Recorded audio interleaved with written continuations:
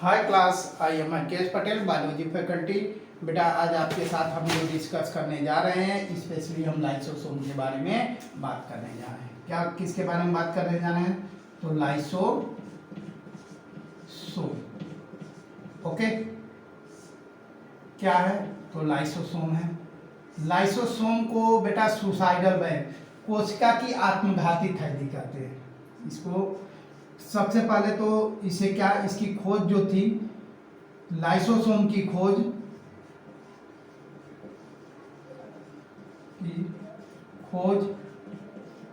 दो साइंटिस्ट थे, एक साइंटिस्ट से जिनका नाम क्या था, डी डूबे।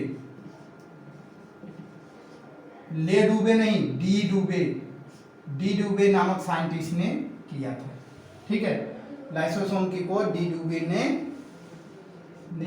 किया था। ठीक है, किसने किया था बेटा?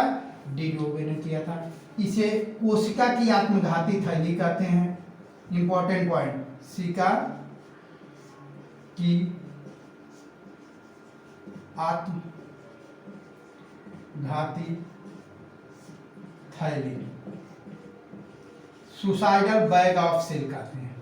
क्या कहते हैं? सुसाइडल बैग ऑफ सेल कहते हैं। नेक्स्ट पॉइंट इसका क्या निकलता है बेटा? यह जो है एकल झिल्ली युक्त कोशिकांग है, तो सिंगल मेम्ब्रेन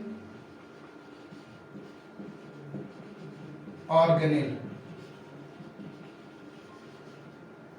ये सिंगल मेम्ब्रेन ऑर्गेनेल है। ठीक है, अब इसकी बात करें तो इसमें क्या होता है बेटा कि स्पेशली इसका जो निर्माण होता है, तो लाइसोसोम का जो निर्माण होता है बेटा, वो गोल्गी बॉडी से होता है। तो लाइसोसोम का निर्माण जो है बेटा किसके द्वारा होता है? तो गोल्गी बॉडी द्वारा, गोल्गी बॉडी से। जो गोल्गी बॉडी का ट्रांस फेज होता है, उसके लार्ज वेसिकल जो होते हैं, उनके द्वारा जो लाइसोसोम का निर्माण होता है। ठीक है, लाइसोसोम को एक नाम और देते हैं, इसे पॉलीमॉर्फिक, क्या बोलते हैं बेटा? Polymorphic of organelles. Polymorphic of organelles कहते हैं, मतलब कोशिका का एक तरह से कह सकते हैं बहुरूपिया, सेल ऑर्गेनेल का बहुरूपिया, कोशिकांग का बहुरूपिया कहते हैं। कोशिका का बहुरूपिया किसको कहते हैं? तो माइकोप्लाज्मा को कहते हैं, और किंगडम का तो सिलेंटेट को कहते हैं। अगर ऑर्गेनेल्स की बात आ गई तो किसे कहते हैं? लाइसोसोम को। एक चीज और यहाँ हमें देखने को मिलता है कि जो लाइसोसोम है बेटा, लाइसोसोम क्यों पॉलीमॉर्फिक कहते हैं? क्योंकि डिफरेंट टाइप का होता है। जैसे प्राइमरी लाइसोसोम, मतलब प्राथमिक लाइसोसोम। जो प्राथमिक लाइसोसोम होते हैं, इसमें इनएक्टिव एंजाइम होता है। दूसरा सेकेंडरी लाइसोसोम, मतलब द्वितीयक लाइसोसोम। तीसरा टर्सरी लाइसोसोम, मतलब तृतीयक लाइसोसोम। तो primary lysosome, secondary lysosome and tertiary lysosome. तो अलग अलग लाइसोसोम यहाँ पे उपस्थित होते हैं रूप में। अब बनते कैसे हैं इसको देखते हैं। सपोज दैट ये हमारा क्या है बेटा? ये सेल है, ये सेल है। ओके, ये सेल है, और यहाँ पे हमारा क्या है बेटा? न्यूक्लियस है। हाफ न्यूक्लियस और हाफ सेल बना रहे हैं, कंफ्यूज मत होना कि ऐसा सेल कहाँ पढ़ लिए हैं सब। ठीक है, ये देखिए, ध्यान से सुनिए। अब यहाँ से क्या होता है कि यहीं से गोल्गी बॉडी का निर्माण होता है, आप जानते ही हो। एंडोप्लाज्मिक रेटिकुलम से गोल्गी बॉडी का निर्माण होता है।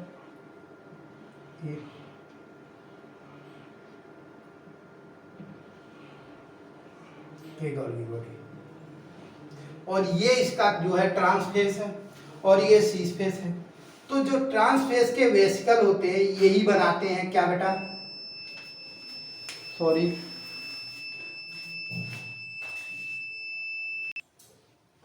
तो बेटा थोड़ी सी लाइट जाने की वजह से प्रॉब्लम आ गई थी, फिर देखते हैं हम। तो ये जो वेसिकल है यही बनाता है हमारा क्या, तो ये बना देगा हमारा प्राइमरी लाइसोसोम। इसे क्या कहेंगे बेटा, तो इसे बोलेंगे प्राइमरी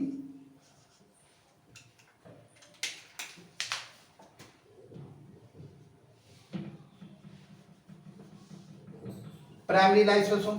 इसे हम क्या बोल दिए बेटा, तो इसको हम बोल रहे हैं प्राइमरी लाइसोसोम। ओके, इसे हमने क्या बोला, प्राइमरी लाइसोसोम। अब क्या हुआ कि सपोज दैट यहाँ पे कोई फॉरेन पार्टिकल फूड है, ठीक है। अब ये सेल के अंदर आया, किसके अंदर आया, सेल के अंदर आया। तो इस प्रोसेस को हम क्या कहेंगे, इंडोसाइटोसिस कहेंगे। क्या कहेंगे बेटा, इंडोसाइटोसिस। ये एक तरह से फूड है, क्या बेटा, फूड है। अब फूड को अंदर लेने को किस प्रोसेस के थ्रू होगा, तो इंडोसाइटोसिस। इंडोसाइटोसिस मतलब अंतर्ग्रहण, अंतर्ग्रहण द्वारा इसको अंदर ले लिया जाएगा। ये फूड बाहर से अंदर आ गया। अब ये क्या है बेटा, बाहर से आया गया है और निकला गया है, इसलिए इसका नाम पड़ जाता है फाइगोसोम। इसे क्या बोलते हैं, फाइगोसोम, ठीक है, इसको फाइगोसोम कहते हैं। और ये क्या मैंने बोला था इसको, तो इसे बोलते हैं प्राइमरी लाइसोसोम। इसे क्या बोला हमने, प्राइमरी लाइसोसोम। इसे क्या बोला बेटा, फाइगोसोम।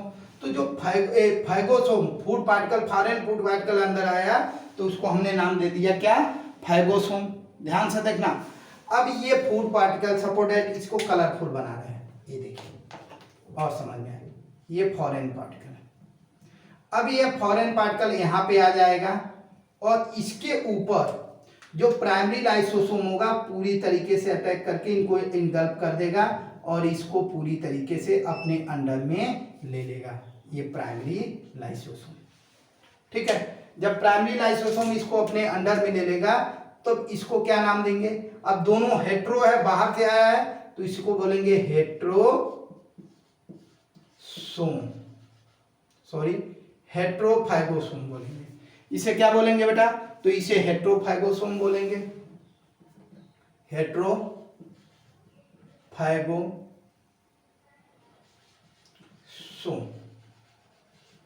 इसे हेट्रोफाइगोसोम बोलेंगे। ओके, हेट्रोफाइगोसोम।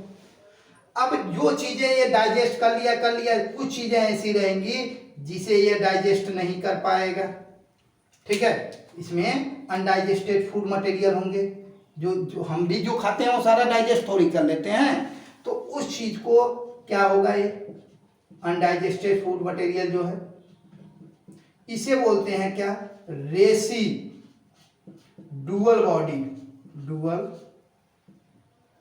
बॉडी, या फिर इसी को क्या बोलते हैं, टर्सरी लाइसोसोम, तृतीयक लाइसोसोम। और इसको क्या बोलते हैं, तो इसे बोलते हैं सेकेंडरी लाइसोसोम। तो हमने देख लिया यहाँ पे जब इनएक्टिव फॉर्म में इसके एंजाइम है तो प्राइमरी लाइसोसोम बोला, जब यह फॉरेन पार्टिकल को इनगल्फ किया पूरी तरीके से, उसको वैक्यूल के फॉर्म में ले लिया तो उसको हम सेकेंडरी लाइसोसोम बोले। और जो अनडाइजेस्ट फूड मटेरियल है उसे हम रेसिडुअल बॉडी, और अनडाइजेस्ट फूड मटेरियल जो होता है बेटा वो क्या होता है, इक्जोसाइटोसिस के द्वारा, किसके द्वारा, इक्जोसाइटोसिस,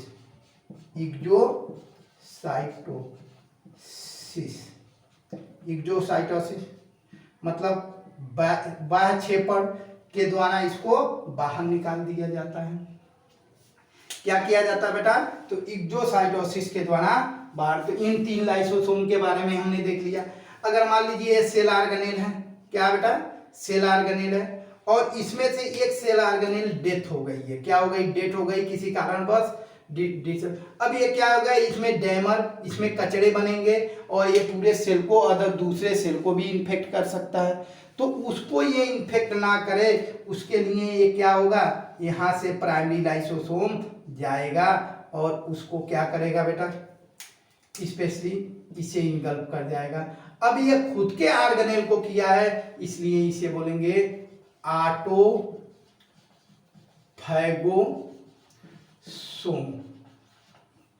क्या बोलेंगे बेटा, तो ऑटोफैगोसोम बोलेंगे। समझ में आया। जब गोल्गी बॉडी के ट्रांसफेज से एक वैक्यूल, बड़ा वैक्यूल जो होता है वो प्राइमरी लाइसोसोम का फॉर्मेशन करता है, उसमें जो एंजाइम होते हैं इनएक्टिव होते हैं। तो जो प्राइमरी लाइसोसोम है ये क्या है बेटा, तो एक तरह से ये इनएक्टिव फॉर्म में है। क्या है, ये इनएक्टिव फॉर्म है, स्टोरेज ग्रेन्यूल है। इसे क्या बोलेंगे, स्टोरेज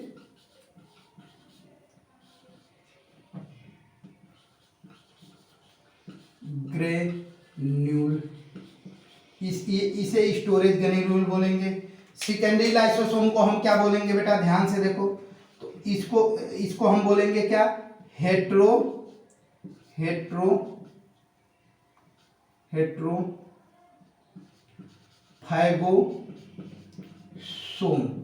मतलब कि यह बाहर से आए हुए पदार्थों को इंगल्फ कर रहा है। इसको क्या बोलेंगे बेटा, तो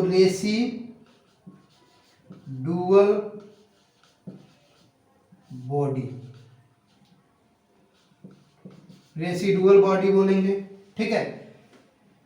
इसके अलावा चौथा तो ऑटोफैगोसोम।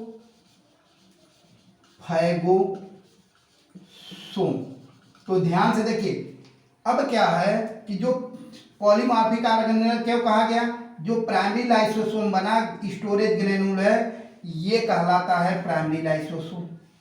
जब ये फूड को इनगल्फ करता है तो ये कहलाता है सेकेंडरी लाइसोसोम। हेट्रो मतलब फॉरेन पार्टिकल और फाइगोसोम मतलब निकल गया बाहर के पार्टिकल को। उसी तरह खुद के पार्टिकल को जब निकलेगा तो उसे क्या कहेंगे, ऑटोफैगोसोम बोलेंगे। स्वतः डाइजेस्ट करने वाला क्या कर रहा है। ठीक है। अब जो डाइजेस्ट ये नहीं हुआ, जो डाइजेस्ट नहीं हुआ उसे रेसिडुअल बॉडी या उसे तृतीयक लाइसोसोम या टर्शरी लाइसोसोम कहते हैं। अब सबसे बड़ी बात यहाँ पे ये देखने हैं कि जो लाइसोसोम होते हैं, क्या बेटा, लाइसोसोम होते हैं,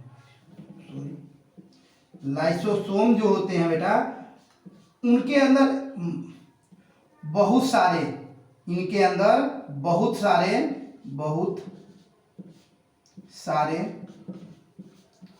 हाइड्रोलेटिक एंजाइम उपस्थित होते हैं।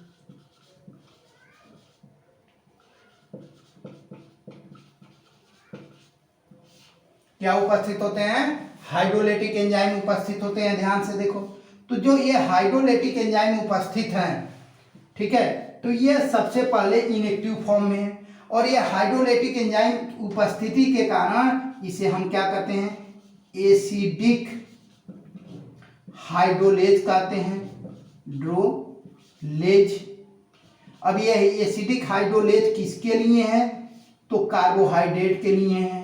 वो हाइड्रेट, ये कार्बोहाइड्रेट का डाइजेशन कर सकता है और किसका, प्रोटीन का कर सकता है, वसा फैट का कर सकता है, न्यूक्लिक एसिड जो होता है न्यूक्लिक एसिड, तो न्यूक्लिक एसिड का protein, fat, nucleic acid etc अत्यधिक चीज़ों का टीसी कर सकता है। तो लाइसोसोम जो होता है बहुत सारे हाइड्रोलेटिक एंजाइम, लाइसोसोम में बहुत सारे हाइड्रोलेटिक एंजाइम उपस्थित होते हैं, इसीलिए इसे क्या कहते हैं, हाइड्रोलेज एंजाइम। हाइड्रोलेज एंजाइम किसके लिए होता है बेटा, तो कार्बोहाइड्रेट के लिए, protein, fat, nucleic acid etc बहुत सारे, लगभग 50 हाइड्रोलेज एंजाइम उपस्थित होते हैं। कितने होते हैं, तो लगभग 50 हाइड्रोलेज एंजाइम इसमें क्या होते हैं, उपस्थित होते हैं। अब इनके अलग अलग कार्य हैं, जैसे जो यूनिसेलुलर ऑर्गेनिज्म है उनके वैक्यूल में पड़े रहते हैं और उनको जब वो फूड वगैरह लेते हैं तो डाइजेशन में हेल्प करते हैं। इसीलिए कोई भी सेल इतने एंजाइम जब रखा है, अगर वो ब्लास्ट हो गया तो पूरा सेल को ही डिसॉल्व कर जाएगा। ठीक है, तो ये चीजें हमें मालूम होनी चाहिए। ठीक है, तो फिर से देखिए, लाइसोसोम जो है बेटा की खोज डी डुबे नामक साइंटिस्ट ने किया था। कोशिका की आत्मघाती थैली कहते हैं इसको। ये सिंगल मेम्ब्रेन ऑर्गेनेल है। लाइसोसोम का जो निर्माण होता है गोल्गी बॉडी के ट्रांसफेज के लार्ज वैक्यूल से होता है। इसे पॉलीमार्फिक ऑर्गेनेल कहते हैं। क्यों?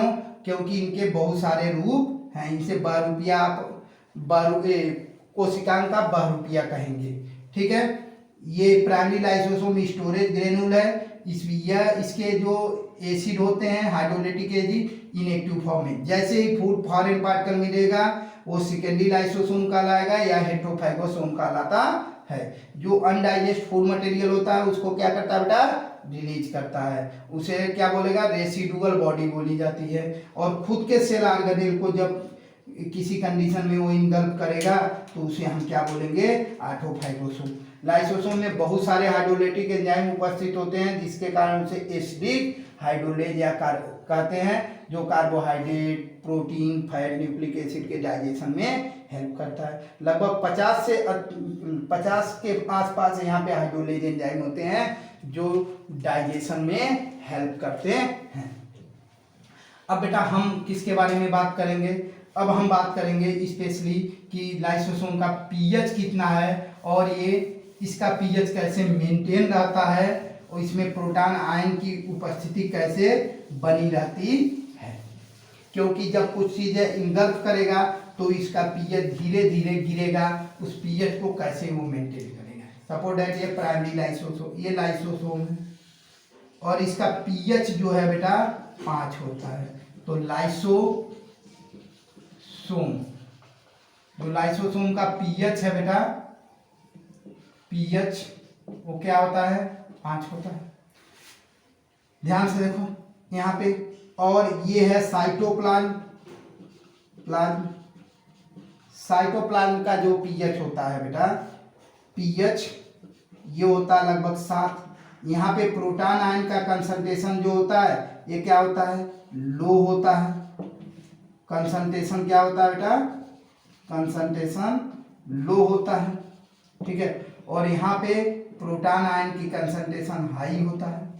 अब क्या है कि इस पीएच को मेंटेन करने के लिए प्रोटॉन आयन चाहिए, तो यहाँ पे एक्टिव किसके, यहाँ पे प्रोटॉन आयन साइटोप्लाज्म से, ठीक है, एटीपी की हेल्प से, किसकी हेल्प से बेटा, सॉरी, यहाँ पे ATP adeno triphosphate, adenosine triphosphate ADP में कन्वर्ट होगा और यहाँ पे एनर्जी जाएगी और प्रोटॉन को क्या लो कंसंट्रेशन से हाई कंसंट्रेशन में भेज दिया जाएगा। इसके अंदर कितने, तो 50 हाइड्रोलेज एंजाइम है। कितने एंजाइम है बेटा, लगभग 50 के आसपास हाइड्रोलेज एंजाइम उपस्थित है। इस पीएच 5 होने के कारण इसका जो नेचर होता है वो कैसा होता है बेटा, तो एसिडिक होता है।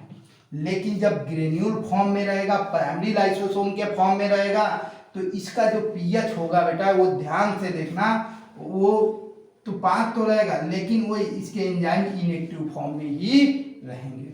अब ये चीजें हमें ध्यान से देखनी थी, कैसे एक्टिव, ये क्वेश्चन आ सकता है जो मैंने आप लोगों को बता दिया। अब हम क्या देखेंगे, तो इनके फंक्शन देख लेते हैं। क्या देख लेते हैं बेटा, तो कार्य, लाइसोसोम के कार्य। ठीक है, सबसे पहले क्या देखते हैं, हाँ एक चीज और, अगर ये 50 हाइड्रोलेज एंजाइम है, इनमें से कुछ हाइड्रोलेज एंजाइम कम हो जाए, ठीक है, जिसकी डिफिशियंसी के कारण डिजीज हो जाता है। क्या हो जाता है, डिजीज होता है, जिसे नेमेन-पिंक सिंड्रोम हो जाता है, फर्बर्स सिंड्रोम हो जाता है। तो अलग अलग चीजें हैं लेकिन यहाँ पे ये चीजें मेन थी। अब हमारा कार्य देखिए, सबसे पहला कार्य, तो ये ऑटो क्या है बेटा, autolysis of cell, autolysis of cell. मतलब कहने का मतलब क्या है, खुद सेल को ही क्या की करे, डिस्ट्रॉय कर दे, सेल को ही मार दे। खुद सेल को जब मार देगा तो उसे ऑटोलाइसिस। अब आपके दिमाग में ये आएगा, सर ये तो बहुत खराब चीज है जो सेल को ही मार दे रहा है। तो नहीं बेटा, ये खराब नहीं है। बाय द वे अगर समझिए, हमारे कॉन्सेप्ट को आप समझिए और अच्छा समझ जाएंगे। सपोज दैट ये सेल मल्टी सेलुलर ऑर्गेनिज्म है और ये सेल का ग्रुप है। क्या बेटा, ये सेल का एक ग्रुप है, मल्टी सेलुलर ऑर्गेनिज्म है और ये क्या है बेटा, सेल का ग्रुप है।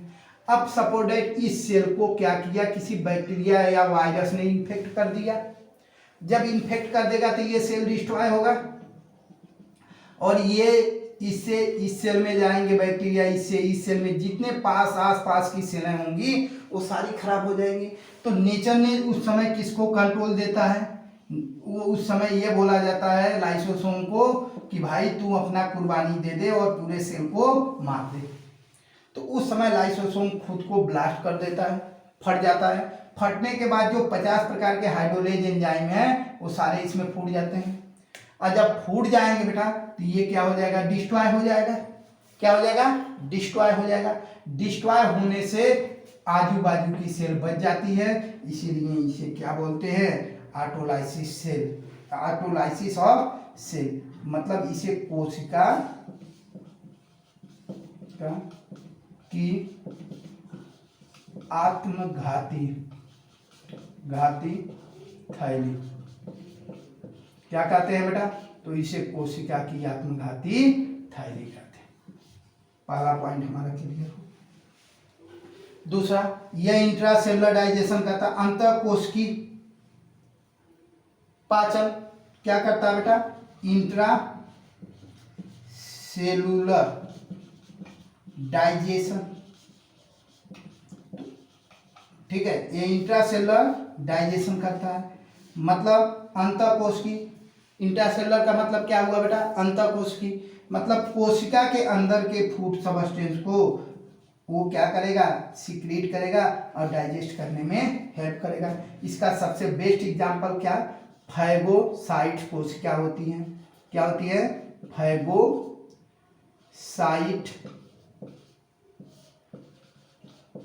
कोशिका। जो फैगोसाइट कोशिका, ध्यान से सुना, फैगोसाइट कोशिका है, ये क्या होती है, अवांछनीय चीजों को इनगल्प करती हैं, निगल जाती हैं। जैसे लीवर सेल में आप लोगों ने 10th में पढ़ा था, ये कूफर सेल पढ़ा था। वो क्या करता है, जो भी बैक्टीरिया वायरस जो भी बेकार की चीजें होती हैं उनको इनगल्प करता जाता है। उसी तरह आपके सलाइवा में फैगोसाइट सेल होता है जो निगल जाता है। उसी तरह आपके ब्लड में न्यूट्रोफिल्स और मायोसाइट सेल होता है, ये दोनों WBC पार्ट है, वो भी बैक्टीरिया वायरस और वेस्टेज चीज निकल जाता है। उसका नाम अब बोलेंगे हम क्या, एक्स्ट्रा सेलुलर डाइजेशन। तो एक्स्ट्रा सेलुलर डाइजेशन की अगर हम बात करें, ध्यान से सुनना यहाँ पे, हम किसकी बात करेंगे बेटा, एक्स्ट्रा सेलुलर डाइजेशन। अगर एक्स्ट्रा सेलुलर डाइजेशन की तो मतलब बॉडी से बाहर डाइजेस्ट करा रहे हैं, इसके लिए बेस्ट एग्जांपल है फंगस।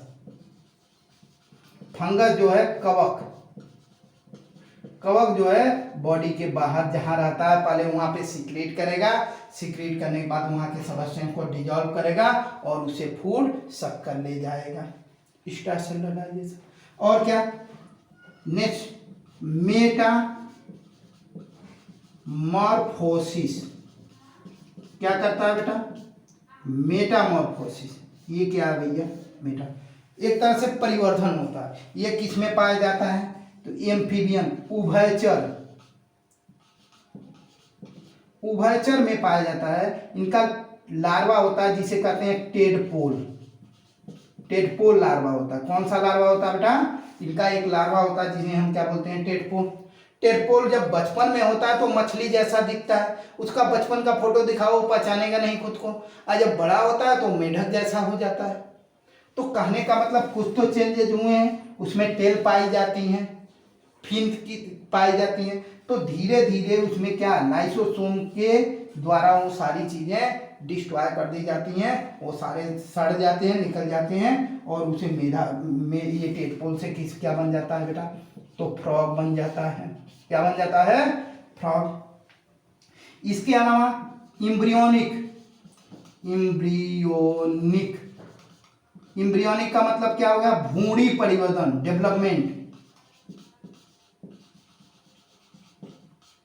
भ्रूणीय परिवर्तन, जब बच्चा माँ के गर्भ में रहता है तो पहले वो काफी कंपैक्ट, सारी चीजें उसकी जुड़ी होती हैं, फिंगर वगैरह जुड़े होते हैं, धीरे धीरे यहाँ के सेल जो होते हैं वो डिस्ट्रॉय हो जाते हैं और सारे फिंगर खुल जाते हैं। तो एम्ब्रियोनिक डेवलपमेंट में। और कहाँ पे बेटा? तो निषेचन, फर्टिलाइजेशन में। कहाँ पे? फर्टिलाइजेशन। अब फर्टिलाइजेशन में कब ये हेल्प करता है? सपोज दैट ये क्या है? ये एग है और इसके ऊपर बहुत सारे बेटा प्रोटेक्शन के लिए नेचर ने यहाँ पे फॉलिकुलर सेल द्वारा यहाँ पे स्पेशली 2 लेयर स्पेशल बना दिया। एक बना दिया जोना पेलिसिडा और दूसरा बना दिया क्या बेटा? कोनरी रेडिएटा। ठीक है।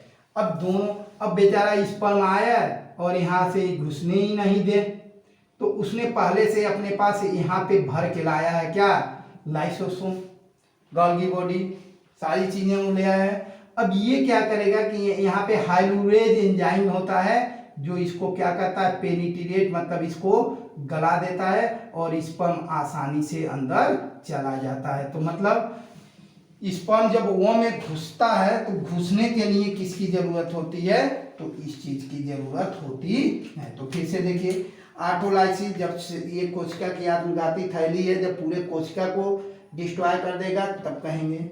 इंटरसेलुलर फैगोसाइटोसिस, कोशिका जो होती है निकल खा जाती हैं, उनकी बात हो रही है। एक्स्ट्रासेलुलर, फंगस अपने बाहर सिक्रीट करता है और धीरे धीरे उसको डिजॉल्व कर देता है। मेटामॉर्फोसिस, उभयचर टेडपोल लार्वा फ्रॉग में पाया जाता है। एम्ब्रियोनिक डेवलपमेंट में जो होती है कि ये हेल्प करता है और फर्टिलाइजेशन में निषेचन के लिए भी ये हेल्प करता है। इसका पीएच जो है 5 है। इसका प्रोटॉन कंसंट्रेशन मेंटेन क्यों होता है? क्योंकि साइटोप्लाज्म में कम है और इसमें ज़्यादा है, तो इधर से इधर आना चाहिए, लेकिन एटीपी खर्च करके यहाँ से प्रोटॉन भेजा जाता है। साइटोप्लाज्म का पीएच जो होता है 7 होता है। ठीक है। तो ये सारी चीज़ें आप लोगों को मालूम होनी चाहिए। और देखते हैं कुछ इनके फंक्शन।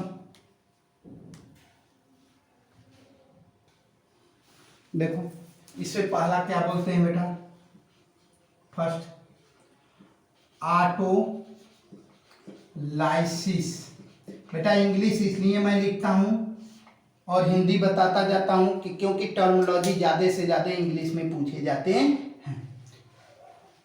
ठीक है। कोशिका को न्यूक्लियस को केंद्रक को केंद्रक न करके न्यूक्लियस लिख देता, बच्चे यहाँ पे कंफ्यूज हो जाते हैं। ठीक है। तो ऑटोलाइसिस कब कहते हैं? जब ऑटोलाइसिस, जब खुद की कोशिका को, पूरी कोशिका को ही क्या कर जाए? डाइजेस्ट कर जाए। पूरी कोशिका को डाइजेस्ट कर ले। जब लाइसोसोम पूरी कोशिका को डाइजेस्ट कर लेगा तो उसे हम क्या बोलेंगे बेटा? ऑटोलाइसिस। दूसरा पॉइंट देख लेते हैं। दूसरा होता है हेट्रोफैगोसोम या हेट्रोफैगी। हेट्रोफैगी का मतलब क्या होगा? कि जब फॉरेन पार्टिकल को, किसको? बाहर के फॉरेन पार्टिकल को जब ये इनगल्फ करेगा, निगलेगा, खाएगा, तो उसे हेट्रोफैगी कहेंगे। तीसरा ऑटोफैगी। ऑटोफैगी का मतलब जब खुद के ऑर्गेनेल को, किसको? खुद के ऑर्गेनेल को निगल जाएगा जब इसको, तो उसे ऑटोफैगी बोलेंगे। और चौथा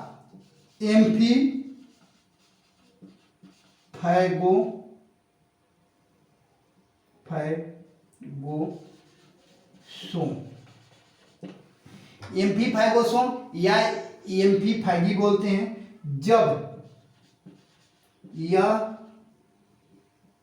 यह दोनों, किसको? हेट्रो और ऑटो, यह दोनों हेट्रो एंड ऑटो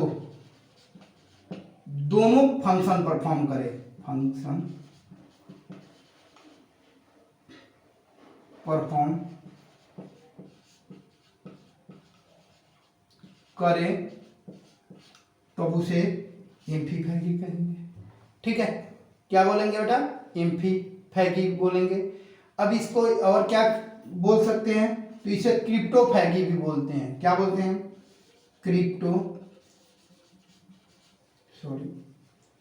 क्रिप्टोफैगी बोलते हैं। क्या बोलते हैं बेटा इसको? तो क्रिप्टोफैगी।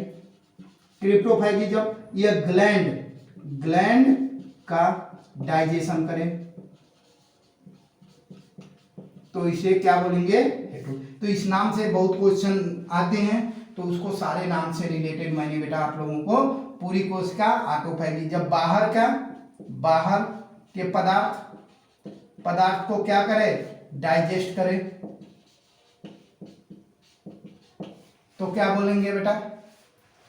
तब उसको हम हेट्रो। जब क्या स्वयं के ऑर्गेनेल को स्वयं के ऑर्गेनेल को डाइजेस्ट करे तो क्या बोलेंगे? ऑटोफैगी। जब दोनों निभाए तो एम्फीफैगोसोम, और जब ग्लैंड को डाइजेस्ट करे तो क्या कहेंगे? फैगोसोम। अब बोलेंगे पादप लाइसोसोम। पादप लाइसोसोम की कहानी क्या है बेटा? प्लांट में लाइसोसोम पूरा डेवलप नहीं होता है, तो पादप लाइसोसोम जो होता है, ध्यान से देखो किसको बोलते हैं? तो पहला तो वैक्यूल। किसको बेटा? तो वैक्यूल को ही बोलते हैं। खाद्य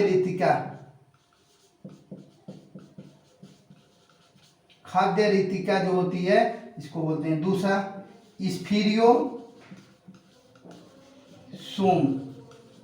स्पीरियोसोम एक माइक्रो ऑर्गेनेल है, वो भी यही काम करता है, प्लांट लाइसोसोम बोलते हैं। और एल्यूरल लेयर, तो एल्यूरल लेयर भी जो सीड में पाई जाती है, ये भी प्लांट लाइसोसोम की तरह कार्य करती है। बैक्टीरिया में, जीवाणु में देख लेते हैं। जीवाणु किसका बेटा? जीवाणु। बैक्टीरिया तो पेरीफेरल स्पेस, जो पेरीफेरल स्पेस होता है, मतलब प्लाज्मा मेम्ब्रेन और सेल वॉल के बीच की जो जगह होती है, वो लाइसोसोम की तरह कार्य करता है। तो इस तरह से हमारा बेटा लाइसोसोम कंप्लीट होगा। अब नेक्स्ट जब हम देखेंगे तो हमारा होगा वैक्यूल और माइटोकॉन्ड्रिया। अब लगभग आधा ये हम खत्म कर चुके हैं। क्लोरोप्लास्ट, माइटोकॉन्ड्रिया, वैक्यूल और क्या बोलते, सेंट्रियोल, राइबोसोम, न्यूक्लियस, यही सारी चीजें और बची हैं। Thank you.